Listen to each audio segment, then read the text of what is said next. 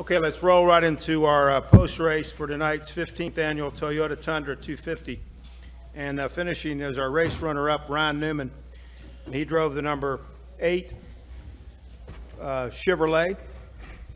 And Ryan, certainly a good effort out here tonight, driving for Joe Nemechek's team, and certainly it was a big night for them. Certainly, you know, a talented driver like yourself out there this evening. Just talk about the race and how you think things wound up for you. I just got to thank the Nemechek family and Chevrolet for this opportunity. They came to me actually in the off season. Wanted to know if I was interested. And I told them, yeah. It's you know, the grand scheme of things is to help John Hunter out, and I think a lot of him and his family, and you know, just to give him some feedback. So it was a good opportunity for me, good opportunity for them, and obviously came up a little bit short. We're just a little bit too loose on that last run, and just didn't have quite enough to get up there with. I guess crafting is what really mattered. We'll take some questions now for Ryan. We'll go right here on the front row. Sean Roney, Dos Mudos newspaper here in Kansas City. With the way the 4, 19, and 51 cars were holding their positions after that restart on, I think it was 114 or lap 115, were you surprised at the way at all the position changes the last lap or so? You know, I was giving it my all, and I was just so loose. It took me 35 or 40 laps for me to get aggressive with the truck, and you know, that was too long. We tried to tighten it up, and we just never really hit it with a big enough hammer. So you know, getting those positions there at the end on the fuel deal, they told me I was good to go. I never held back, and ideally would have liked to seen a green and white checkered. Other questions? We'll go Stan, and we'll go to the gentleman in the back. Let's get Stan right here and the gentleman in the back.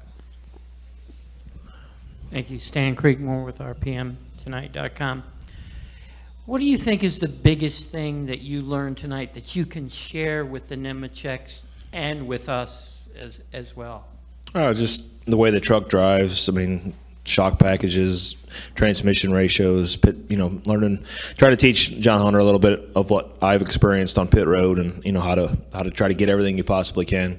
You know, there's little things like that from my experience. Obviously, Joe's got a lot of experience, but you know, it's just a different perspective sometimes when it comes from somebody besides your father. We all kind of know that at times in our lives, but you know, there's nothing bad about that. It's just it's good to have a different perspective, and I just you know, little things here and there. I think he probably learned more just watching and listening than anything that I'll ever probably tell him.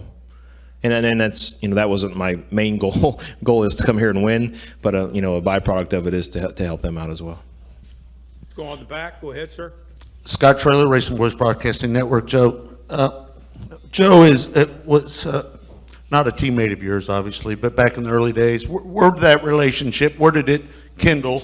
And another question: when you were out there with the old tires and you stayed out, was that experience keeping the truck out there, or was the truck just that good?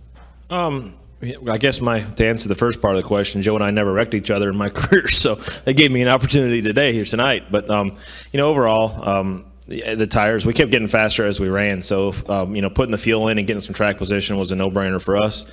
The tires really didn't wear out. The trucks are entirely too close to wide open. I don't know what the 4 was. He was obviously the class of the field, how close he was to wide open, but I was real close. And you know, it's just it shouldn't be a matter of power and drag. It should be a matter of drivers getting to gain experience. And it's not to say they don't gain experience. I just looking back, I guess in my last 10 or 15 years of racing, I wish that the lower series, so to speak, taught you a little bit more about how to control a vehicle, not just hold it wide open. Other questions? Chris Knight has one. Chris Knight, CatchFence.com. Ryan, congratulations on a good finish.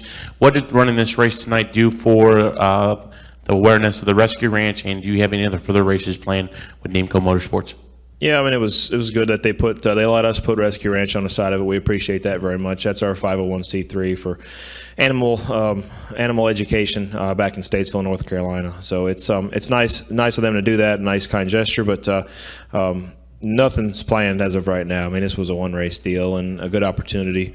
Like I said, it's a track obviously that's super fast, and John Hunter couldn't drive here, legally because of the rules. But I think it'll give me something to talk to him about when we go to a place. I think his next race is Dover, so I can at least have a little bit of insight on what the truck feels like and maybe help him just a little bit with a couple pointers at Dover. Well, Ryan, thank you very much. Thank you. And, good luck tomorrow night here.